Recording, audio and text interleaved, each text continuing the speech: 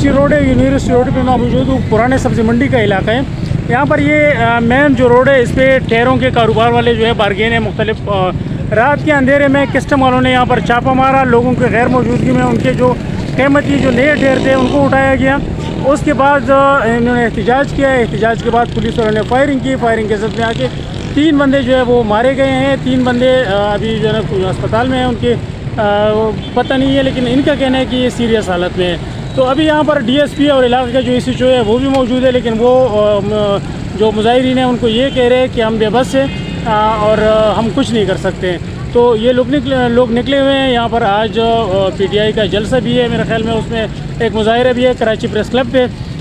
यही वजह है कि वो भी काफ़ी तादाद में लोग निकले हैं। और अगर आपको नज़र आ रहे हैं तो ये दोनों ट्रैक जो है वो बंद है, लोगों को काफ़ी मुश्किलात है और लोग जो है वो घंटों पे यहाँ पर इंतज़ार कर रहे हैं। तकरीबन सुबह से ये मामला चल रहे हैं। यहाँ पर काफ़ी सारे और भी लोग मौजूद हैं, उनसे भी बात करते हैं।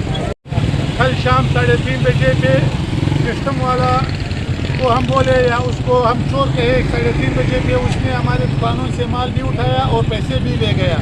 और अफसोस की बात तो ये और कानून की मजाक तो ये कि उसने 1 तारीख पे 31 तारीख का नोटिस लगा लिया। क्योंकि तारीख 1 था, उसने 31 तारीख का नोटिस लगा लिया। और एक और बात ये भी है कि उसने हमारा 2 बंदे को मारा हुआ है और वो दोनों सीरियस है, अस्पताल में पड़ा हुआ है, ज़िंदगी और मौत के कश्मकश में। हम उस वक्त तक ये एहतजाज जारी रखेंगे जब तक ये इफ्तिखार बिल्ला को गिरफ्तार नहीं करे और कस्टम वालों के खिलाफ कार्रवाई न करे। इफ्तिखार बिल्ला कौन है? इफ्तिखार बिल्ला कस्टम का सुपरटेंडेंट है और कस्टम का रावानवार है। वो भी एक बदमाश है, एक गुंडा है। जहाँ चाहे जहाँ उसका मर्जी है वो उसका माल उठाता है, फिर कहता है आपका माल स्मगलिंग है, आपका माल ये और वो है। वो एक बदमाश है। माल क्या उठाया? माल टेर है, हमारा टेर है, कानूनी टेर है बिल्कुल हमारे साथ। उसका कागज है, तकरीबन 6 करोड़ से 7 करोड़ रुपये का माल ले गया और 80 लाख रुपये नकद दुकानों से चोरी किया। अच्छा, तो तकरीबन कितना नुकसान हुआ है? तकरीबन 7 करोड़ से 8 करोड़ रुपये का नुकसान हुआ और 2 बंदे उसमें मारा हुआ है। एक तो बिल्कुल सीरियस है, तकरीबन 10 का ICU में पड़ा हुआ है और कुछ भी बोला नहीं है और ज़िंदगी और मौत के कश्मकश में। हम पुलिस ने ये दरख्वास्त की, चलो हमारे माल ले गए सही है, सब कुछ ले गए सही, लेकिन जो मारा हुआ है उसका FIR काट दो, उसके खिलाफ कार्रवाई करो। तो जो मारे वो कौन है बंदे? वो हमारा अपना आदमी है, हमारा कज़न है, छोटा 22 साल का जवान लड़के। कहाँ के रहायशी? कोयटा का रहायशी। कोयटा के रहायशी।